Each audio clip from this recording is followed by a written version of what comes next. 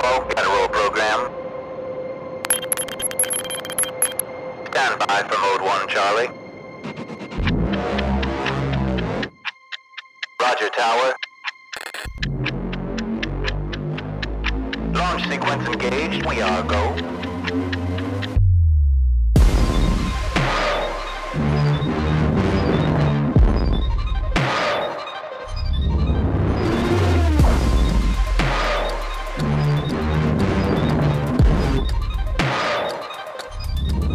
Five, 4, 3, 2, 1. Liftoff. We have liftoff.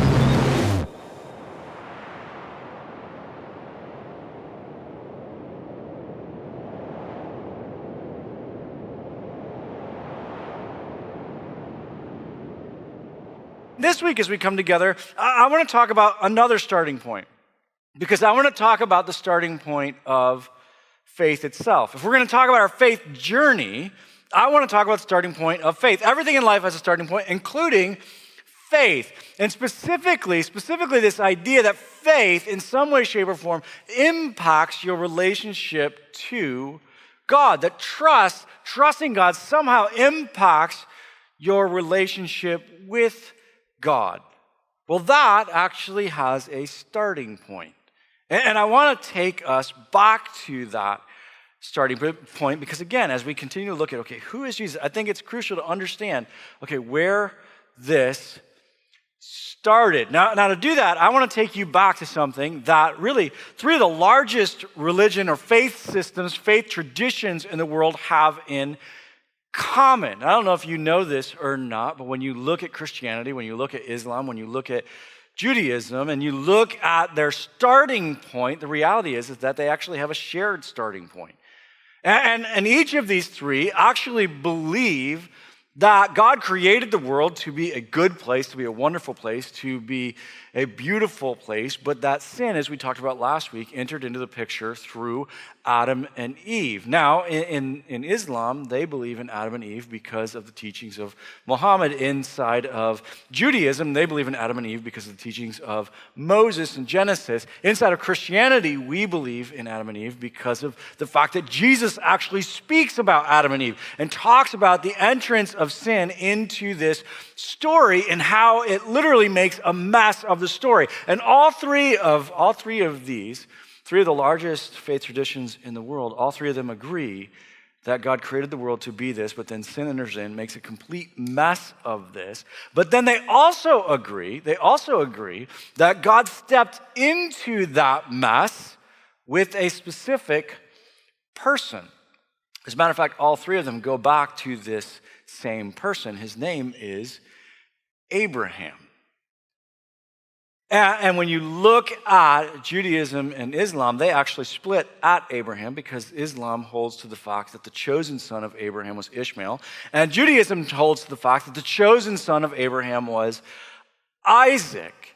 Now, Judaism starts shortly after Abraham. Islam actually starts about 2,600 years after Abraham. 2,000 years after Abraham, Christianity and Judaism split with the appearance of Jesus, and as Jesus steps onto the scene. All of them looking at, okay, what does it mean? As God's looking to clean up this mess, understanding that it is a mess, and I don't think it takes much to convince us that it's a mess. I don't think very many of us are here today thinking, you know what, the world just seems like it's exactly the way it should be. This is exactly how I think it should work. If you're here today thinking that, you should watch the news for a week and then you won't feel that way anymore. And it used to be that we just were exposed to the local mess. Now we're exposed to the global mess. And technology has exposed us to much more of the mess. The reality is that from the very beginning, God has been aware of the global mess. And I think all of us understand, no, it's a mess. And three of the largest faith traditions, they all believe that God stepped into that mess, and specifically they all agree that he did so with an individual named Abraham. And so today what I want to do is I want to talk to you about Abraham because I don't think it's just important in terms of understanding the background of these faith traditions, but I actually think it's important in understanding the starting point of faith, specifically the idea that faith or trust is linked to your relationship with God. Now, to understand what God does as he steps into the story with Abraham, you have to think about this from the perspective of God. And most of us, we read the story from our own perspective. Most of us, as we engage Scripture, as we engage the story of Scripture, maybe in a setting like this, we think about it in terms of how this impacts me and how this impacts what I'm going to get from God and how this impacts the relationship that I get to have with God. But most of us think about it from our own perspective. One of the things that I constantly work to do is to be able to engage the story from God's perspective and to think about, okay, what would this have been like for him? I mean, what would it be like to create something that's supposed to be beautiful, that's supposed to be good, that's supposed to be enjoyed by those that you created, and then to be able to see sin enter into the picture and for this to become a complete mess? What would that be like? And to watch those that you created to love and to love you back, watch them to actually turn against you and to begin to destroy one another. What would that be like?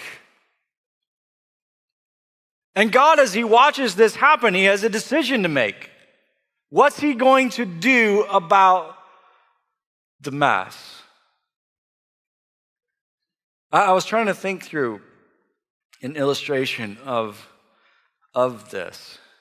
And I remembered something that happened early on when I'd first become a parent. I only had one child at the time, so I was much happier then. And I'm just kidding. That's entirely a joke. It's not true at all if my kids are watching in the future. But I only had one child at the time. I was a new parent, and new parents are an interesting species. They're a very interesting group of people, and when you're a new parent, it's interesting what you enjoy. And as my son was growing up, he had just come to the point where he was walking. And as new parents, first-time parents, when your child begins to walk, it's a very big deal. Many of you here don't have kids yet because you're here at the service that doesn't have Grace Kids, but you've experienced this because your friends have pulled out videos to show you their child taking a step, and you're thinking, when will this end? This doesn't interest me at all.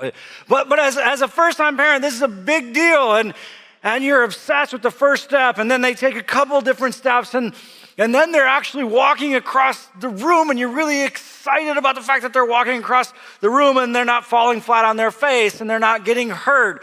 And you're excited about this as a first-time parent for one day.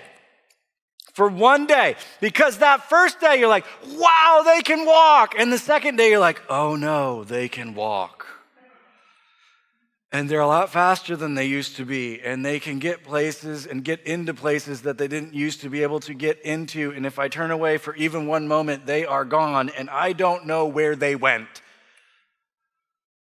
And I remember my son had just begun to walk so he could make his way around the house. And Anna and I don't remember exactly what we were doing, but I know my son had made his way out of the room, and Anna and I were being irresponsible parents and not actually following him and keeping up with what it is that he was doing. I think we thought that he had made his way back into his room, but all of a sudden the house became very quiet. Now, again, we're first-time parents. We don't know what this means. And for those of you who haven't experienced this, I want to educate you on this because you need to be aware of this if you become a parent.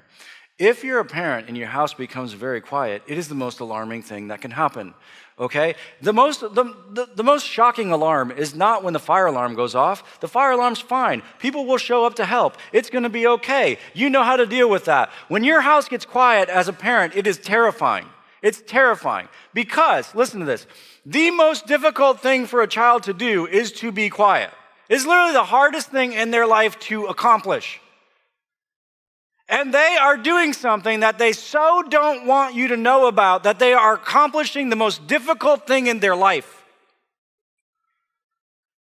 But we're first-time parents. We don't know any better. And so it gets quiet, and we look at one another, and we're like, this parenting thing's not so hard. Look, I mean, we're crushing it right now. This is so enjoyable. We can relax. All these other parents talk about how they can't relax. Look at us. We can relax.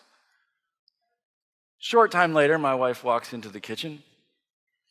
Not only has my son learned how to walk, but apparently he's also learned how to open the refrigerator. He's made his way into the refrigerator, and he's sitting on the kitchen floor with a carton of blueberries. Not a small carton of blueberries. That would be reasonable for 3 people to have. But apparently we'd gone to BJ's and bought things that you don't need, which is what you do at BJ's. And so there was a large carton of blueberries. And he's sitting there on our kitchen floor devouring these blueberries. By the time Anna had made it in, he'd eaten all of them. And we're thinking, this is probably not good.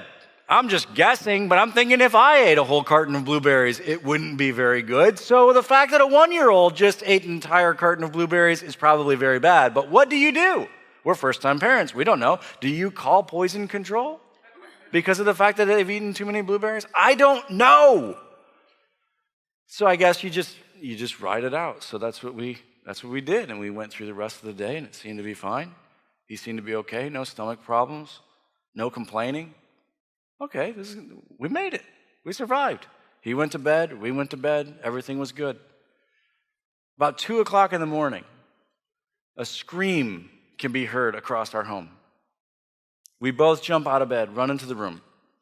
I enter the room, and about 70% of the room was its normal color. About 30% of the room was solid blue. And there was blue coming out of both ends of my child. I'm not exaggerating here. You could not have hired a professional painter to get better coverage. Of the walls and the bed, everything was blue. And I was like, oh my goodness. I turned to my wife and she was gone.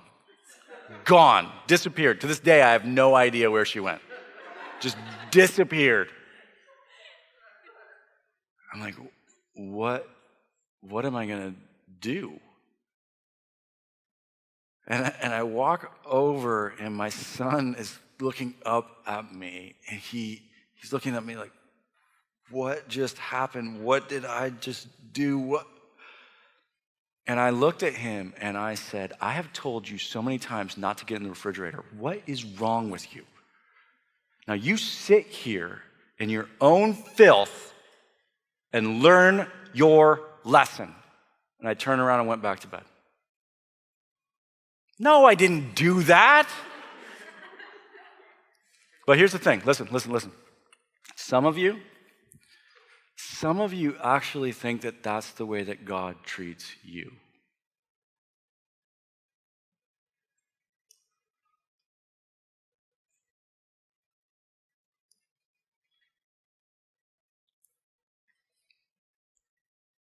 But almost none of you believe that that's actually how I responded.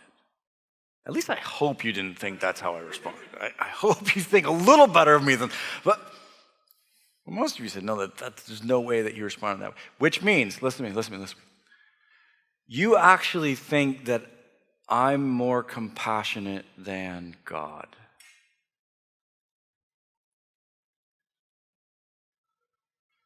Which should make you wonder, if maybe, just maybe, your view of God isn't right.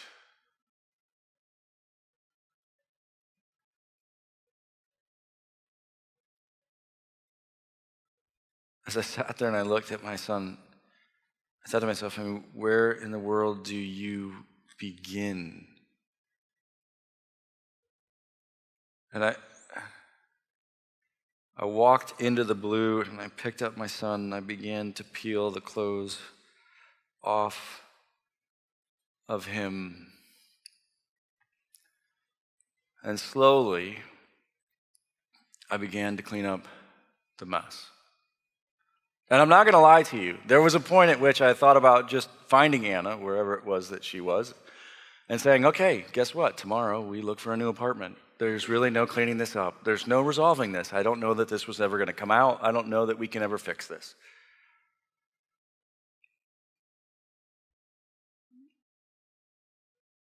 But we didn't. We slowly began to clean up the mess. And the reality is this. The reality is that as God looked at the mess that sin had made, he had a choice. He could have just said, you know what, there's no fixing this. He could have just said, no, there's no hope here. He could have just hung up an out of order sign and walked away. Start over. Do something different. But because he cared, and don't miss this is very important. He had no responsibility to, but because he cared, he decided to engage the mess. But where do you begin? Where do you begin when you're engaging a mess that's that big? You just start somewhere. And as God stepped into our mess, he did the same thing. He said, okay, we're going to start somewhere. And he chose this individual, Abraham. Now, here's the thing. He didn't choose Abraham because Abraham had it all together. He didn't choose Abraham because he was this perfect guy. You don't start cleaning up the mess with something that's not a mess. And so he stepped into the mess, and he started with someone who was a mess. And when God steps into Abraham's life, he's actually worshiping idols. As we read through his story, we find out that he has a really big problem with lying. And there's multiple times where he convinces his wife to lie about who she is in order to protect himself. I mean, this guy's got issues. He doesn't start with something that's not a mess. No, he starts with the mess, and he decides, okay, we're going to start here. And so he engages this individual named Abraham. It's about 1876 BC, not 1876 like the recent one, but the one that's thousands of years ago, 1876. And God steps into Abraham's life and says, okay, I'm going to engage the mess, and I'm going to do something. Not just in your life. No, this is a lot bigger than you, Abraham. I'm going to do something in the world. And so he steps into Abraham's life, and he actually makes 3 promises to this individual Abraham. At the time, he's actually named Abram. God's going to change his name later on in the story. Listen to what it says, Genesis chapter 12. It says, the Lord had said to Abram, go from your country, your people, and your father's household to the land I will show you. So God steps in, and again, at this point, he's called Abram, and he says, I'm going to take you to an entirely new place. I'm going to do this amazing thing through you. If you were part of our Home Initiative conversation last year, you heard us walk through this in depth. But then in addition to that, he makes 3 promises to Abram. The first one is this, and make no mistake about this, Abram never actually sees these promises be fulfilled, but we actually have. Listen to the first of these promises. He says, I will make you into a great nation. Now, an interesting thing about this idea of nation, at this point in history, there was no such thing as a great nation. There were all of these tribes, and there may have been some significantly larger tribes, but there's this idea that you're going to be a nation. He's literally talking to Abraham about something that he doesn't even know about. He's saying, you can't imagine the significance of what I'm going to do through you, and I'm going to do something that is above you, beyond you. I'm going to do something in the world for the world, and it's bigger than you could possibly imagine. Now, here's the thing. Abraham never saw this happen, but there's no dispute about whether or not this actually happened. Now, there's dispute about which nation was the great nation and whether you thought that came through Ishmael or whether you thought that came through Isaac, but no one looks at the nation of Israel today and says, no, that's not a great nation. And when you look at it historically, you understand, no, God actually kept this promise. He steps in and says, okay, I'm going to engage the mess. And Abraham, I'm going to do something to you that's bigger than you could possibly imagine. Not just that, and I will bless you and I will make your name great. Now, again, Abram never saw this happen, but all of us have seen this happen. Now, don't raise your hands. It's interesting. In every service, I've asked them not to raise their hand, and in every service, someone has. So, listen, don't raise your hands. But how many of you have heard the name of Abraham before today? Most of you in this room have. Now, some of you maybe not, but for most of us, we've heard the name of Abraham before. We may not know his whole story. We may not know how he's connected to God and Scripture and how that works or where he fits in the puzzle, but we've heard his name before. And we exist thousands and thousands and thousands of years after him. He didn't experience this happening, but make no mistake about it, we've absolutely seen this happen. God says, I'm going to make these promises to you. The third promise is this. He says, and all people on earth will be blessed through you. This is actually going to be about something that's bigger than the nation. It's going to be about something that's bigger than your family. It's going to be about something that's even more important than the fame of your name. He says, no, I'm going to bless everyone, every person through you. And from a very practical standpoint, if you've ever been impacted positively by any of those faith traditions, you've experienced this. And there are thousands upon thousands upon thousands of thousands, hundreds of millions of people who have practically experienced this through those faith traditions that have come out of Abraham. But in addition to that, as he's speaking to Abraham here, he's talking about the cornerstone that we're going to continue to examine, this idea of who is Jesus and how does this have anything to do with how we engage God. The reality is that Jesus comes through Abraham. And ultimately, this promise is going to be realized in what it is that Jesus is going to do and who Jesus is. But even if you just look at it from a practical standpoint, you see that, no, this has actually happened. God says, okay, I'm going to engage this mess, and I'm going to do this through you, Abraham. But, listen to me. The most significant thing as you see God step into the mess is not actually the promises that he makes to Abraham. The most significant thing is actually how Abraham responds to the promise. So God steps in and he makes this promise. And if you're Abram, at the time you think, well, okay, if this is going to happen, then get ready, I'm going to have kids. Because when this promise is made, he has no kids. How do you make a nation if you don't even have one child? So he has to be expecting, okay, this is going to come pretty soon. We got to get started. But as the years start to go by,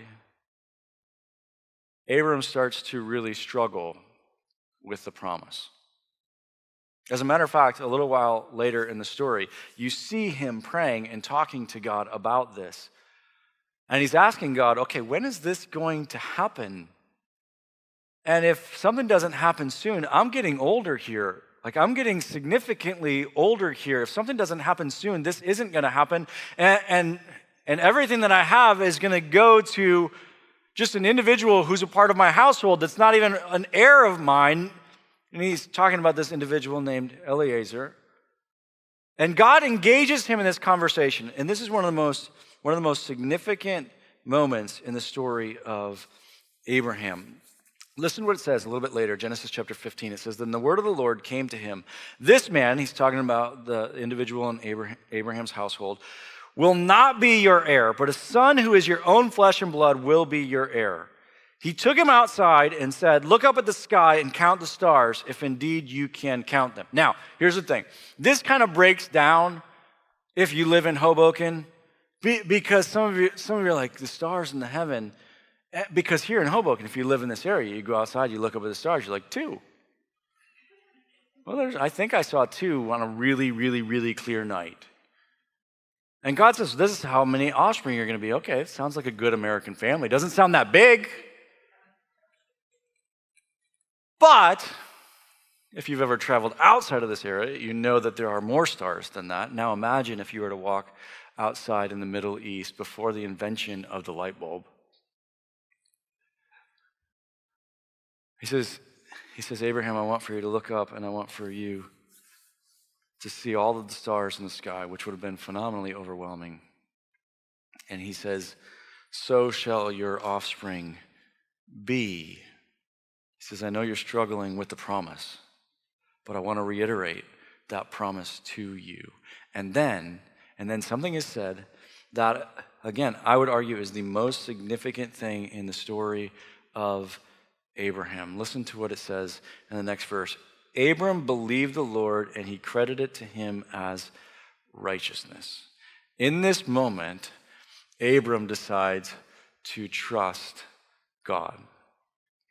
He believed him, and it says, as a result of the fact that he has faith, God credits to him righteousness. In other words, God credits to him a right standing with him. Last week we talked about how sin breaks relationship. God in this moment says, okay, now you and I are reconciled. You and I are restored. The relationship is restored. You and I are good.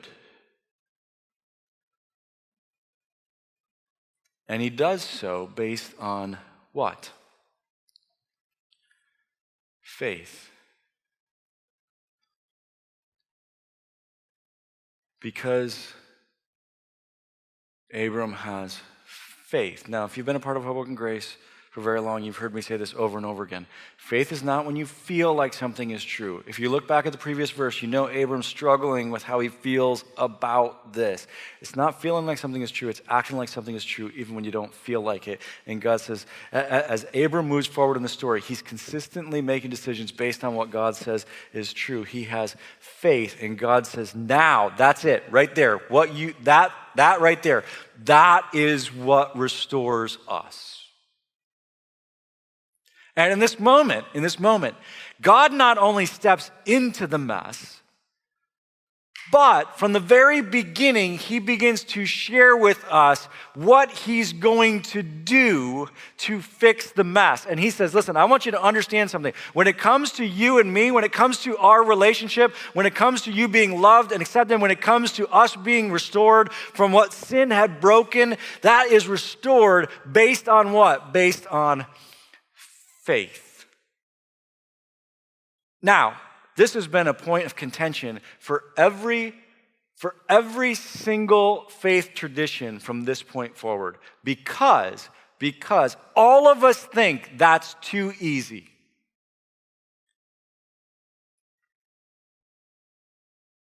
And so even as you move forward from here, by the time Jesus comes on the scene, for those who are part of Judaism, they'd bought into the idea that, no, you're not made right with God because of faith. You're made right with God because of the fact that you're an ancestor, because of the fact that you're a descendant of Abraham. And so you're born into being right. And so we, as the Jewish people, we're made right with God because of our heritage, because of our ancestors.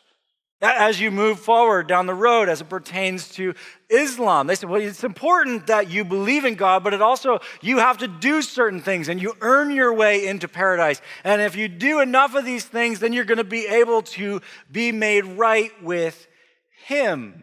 Even from the moment that Jesus gives his life inside of the faith tradition of Christianity, there is an immediate argument about whether or not you're actually made right by faith or whether or not you're made right by keeping the rules. As a matter of fact, many of the letters that are written to the churches talk about this over and over and over again. Why? Because there's something inside of us that says this is too simple. This is too easy. It's got to be harder than that.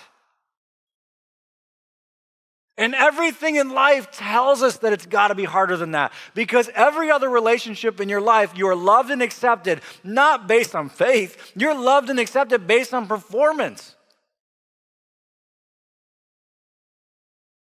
You're loved and accepted based on how you perform in terms of how you look. You're loved and accepted based upon how you perform in the way that you love the other person. You're loved and accepted based upon what you have accomplished.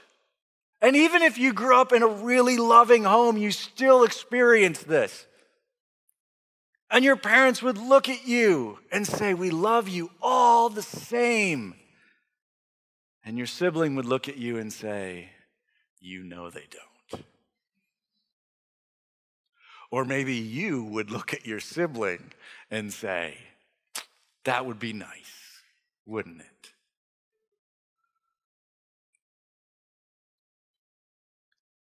But you were better at what your dad enjoyed more. Or you were better at what your mom valued more. And you learned. We've all learned. No. You're loved and accepted based on what you do, based on how you perform.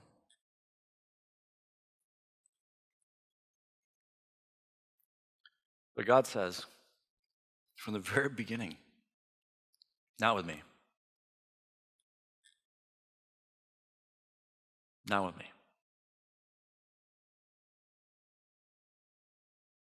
No.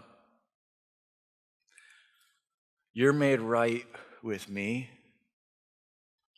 based on faith. God steps into the mess. Listen to me, listen very closely. Come here. God steps into the mess and he says, I don't need you to clean up the mess.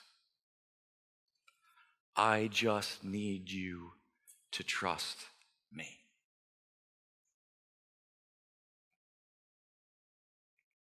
I don't need you to clean up the mess. I just need you to trust me. As a matter of fact, he says, the reality is, you can't clean up the mess. But if you will trust me, I can. And if you will trust me, I will. When I walked into that room and as I stepped into the blue, I didn't need my son to clean up the mess. And the reality is that he had no way of doing so, and if he had tried, it would have only made it worse. You know what I needed him to do? To trust me. To trust me that I could. Rather than fighting me, to trust me. Rather than fleeing from me, rather than running from me, to trust me. Rather than trying to clean it up himself, to trust me.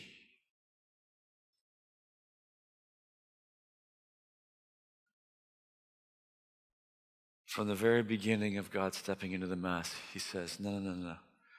This isn't about you cleaning it up. No. The reality is you can't even do that. No, I just need you to trust me. And if you will trust me, I can and I will.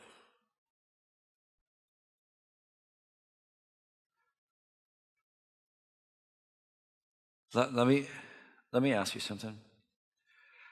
How do you believe that you're made right with God?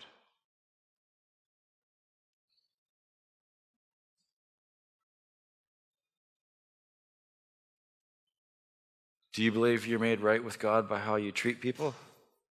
Maybe it's how many times you show up to church. There are a lot of different ideas out there. But what if